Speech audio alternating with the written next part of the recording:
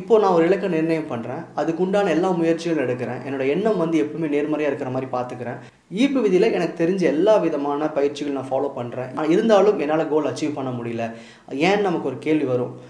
அப்போது நம்ம என்ன நினைப்போம் அப்படின்னா, ஒன்று நான் பண்ண ப்ராக்டிஸஸ் சரியாக பண்ணியிருக்க மாட்டேன், இல்லாட்டி என்னோடய இலக்கு சரியானது தானா, நான் செட் பண்ண கோல் கரெக்டான்ற அந்த கேள்வி வரும். அந்த மாதிரி ஒரு கேள்வி வரும்போது நான் செட் பண்ண கோல் சரிதானா அப்படின்னு நீங்களே புரிஞ்சுக்கிறதுக்கு உண்டான சில விஷயங்கள் தான் இப்போ உங்களுக்கு சொல்ல போகிறேன். அதில் முதலாவது, உங்களுடைய இந்த இலக்கை செட் பண்ணிவிட்டு நீங்கள் வந்து அதுக்காக ப்ராக்ரஸ் ஆகும்போது தொடர்ந்து பயிற்சிகள் நீங்கள் செய்ய மாட்டீங்க. அதாவது ப்ராக்டிசஸை விட்டு செய்கிறது, இல்லை நமக்கு நேரம் கிடைச்சப்போ அந்த வேலையில் செய்கிறது, அந்த மாதிரியே இருப்பீங்க. அதாவது இன்கன்சிஸ்டன்சி, ஒரு தொடர் முயற்சி அப்படின்றது எங்கேயுமே இருக்காது.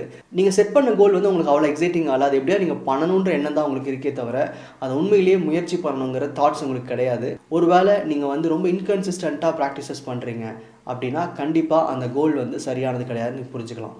ரெண்டாவது விஷயம், நம்மளோட இலக்குகளுக்கான முக்கியத்துவத்தை நம்ம கொடுக்காமல் இருக்கிறது. அதாவது இப்போ நான் சொல்லிப்பேன், இதான் என் கோல், இதான் லைஃபோட அல்டிமேட், நல்லா பேசிகிட்டு இருந்தால் கூட, நான் எல்லாத்துக்கிட்டையும் ஷேர் பண்ணால் கூட, அதை நான் பெருமையாக பார்த்தா கூட, உண்மையிலே அதுக்கான முயற்சிகள் நான் போட்டிருந்தா கூட, ஒரு சில நேரங்களில் இதை விட நான் இன்னொரு முக்கியமான விஷயத்துக்கு போய் நான் அதுக்கான நேரத்தை செலவழிக்க ஆரம்பிச்சிருவேன். அதன் மேலே ஈடுபாடை போட ஆரம்பிப்பேன். முழுமையான எண்ணம் அப்படின்றது என்னோட இந்த முக்கியமான இலக்கு மேலே இருக்காது. எப்போவுமே என்னோடய ப்ரியாரிட்டிஸ் அப்படின்றது, அதாவது முக்கியத்துவம் அப்படின்றது நான் வந்து நிறையா விஷயங்கள் மேலே வச்சுருப்பேன். அப்படி இருந்தால் உங்களால் ஒரு இலக்கை வந்து நேரடியாக பார்க்க முடியாது, ஃபோக்கஸ் பண்ண முடியாது. அந்த மாதிரி நீங்களும் இருக்கீங்க அப்படின்னா நீங்கள் செட் பண்ணியிருக்கிற இந்த இலக்கில் ஏதோ தப்பு இருக்குது, அதை நீங்கள் திரும்ப திருத்திக்க முயற்சி பண்ணுங்கள். ஏன்னா நம்மளுடைய எண்ணங்கள் முழுவதுமே நம்மளோட தேவை மேலே தான் இருக்கணும். அது இல்லாமல் வேறு விஷயங்கள் மேலே நம்ம எண்ணம் போகுது, வேறு சில விஷயங்களுக்கு நம்ம முக்கியத்துவம் கொடுக்குறோம் அப்படின்னா நம்ம எண்ணங்களில் நம்மளோட இலக்கு மேலே ஏதோ ஒரு சின்ன தப்பு இருக்குது, அதை சரி பண்ணிக்க முயற்சி பண்ணுங்கள். அது உங்களோட சரியான இலக்காக இருக்க முடியாது. அடுத்தது, எல்லோரும் பொதுவாக பண்ணுற ஒரு விஷயம், எதையுமே தள்ளி போடுறது. இன்றைக்கி நான் முயற்சி ஆரம்பிப்பேன், பிளானிங் எல்லாம் பயங்கரமாக பண்ணியிருப்பேன், அதை பார்க்கும்போதே ஓகே இந்த கோல் கண்டிப்பாக நடந்துருன்ற அளவுக்கு நம்ம பிளானிங் இருக்கும். ஆனால் அந்த முயற்சிகளை நாளைக்கு பண்ணிக்கலாம்னு தள்ளி போட்டே போவோம். இதுக்கான காரணம் என்னென்னா, அந்த இலக்கை நீங்கள் ரொம்ப லாங் டேர்மாக வச்சுருப்பீங்க. எனக்கு ஒரு 3 வருஷம் கழிச்சு நடந்தால் போதும், 4 வருஷம் கழிச்சு நடந்தால் போதும் சொல்லிட்டு இருப்பீங்க.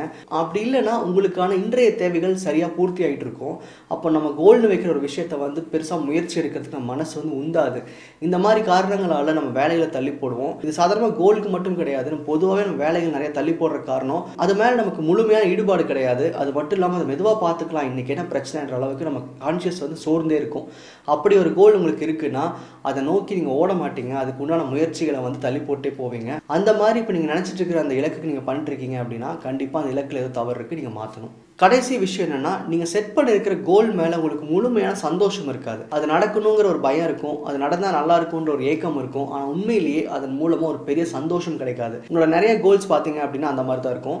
அதாவது நடந்துருச்சுன்னா அவ்வளோ பெரிய சந்தோஷம் இல்லை, லைஃப்பில் ஒரு சின்ன நிம்மதி இல்லை, ஒரு இடத்துலேருந்து இன்னொரு இடத்துக்கு நீங்கள் பாஸ் ஆகிட்டீங்க அப்படிங்கிற மாதிரி. சிம்பிள் எக்ஸாம்பிள் என்னென்னா, நம்ம எக்ஸாம்ஸ், நம்ம நிறைய நேரங்களில் எக்ஸாம் வந்து இலக்காக செட் பண்ணியிருப்போம். நான் நிறையா வீடியோஸ்லேயும் சொல்லியிருக்கேன், எக்ஸாம் அப்படின்றது இலக்கு கிடையாது. தேர்வுன்றது நீங்கள் அடுத்த லெவலுக்கு போகிறதுக்கு உண்டான ஒரு ஸ்டெப்பிங் ஸ்டோன் தான்.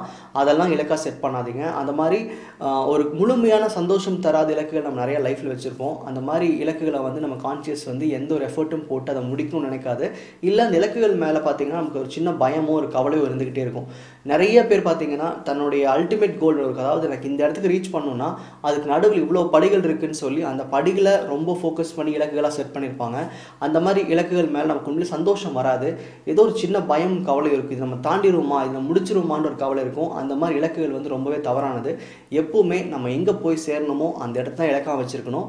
அப்படி இல்லைனாலும் உங்கள் இலக்குகள் தவறுன்னு தான் நான் சொல்லுவேன். அப்போ எக்ஸாம் நான் பாஸ் பண்ணணும்னு ஒரு கோல் செட் பண்ணுறது தப்பான்னு கேட்டால், நீங்கள் பார்க்க வேண்டிய விஷன், அதாவது நீங்கள் எதிர்பார்க்க வேண்டிய ஒரு லைஃபோட அல்டிமேட் ரிசல்ட் அப்படின்றது எக்ஸாமில் கிடையாது. எக்ஸாமில் ஒரு ரிசல்ட் தான் வரும், அதை வச்சு நீங்கள் இன்டர்வியூ அட்டெண்ட் பண்ணுவீங்க. அதுக்கப்புறம் வேறு ஏதாவது எக்ஸாம்ஸ் இருக்கலாம், இல்லை வேறு ஏதாவது தேர்வு இருக்கலாம், அதுக்கப்புறம் வேறு ஏதாவது ஒரு செலெக்ஷன் ப்ராசஸ் இருக்கலாம்.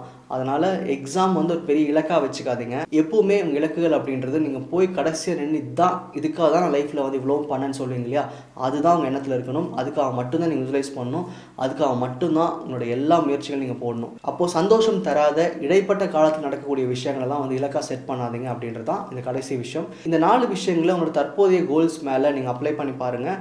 இதில் ஏதாவது ஒரு விஷயம் உங்களுக்கு சரியாக படலை அப்படின்னா அந்த கோலை நீங்கள் வந்து ரீஃப்ரேம் பண்ணலாம், இல்லை அந்த கோலை நீங்கள் மாற்றுறதுக்கு கூட நான் சரின்னு சொல்லுவேன். நன்றி.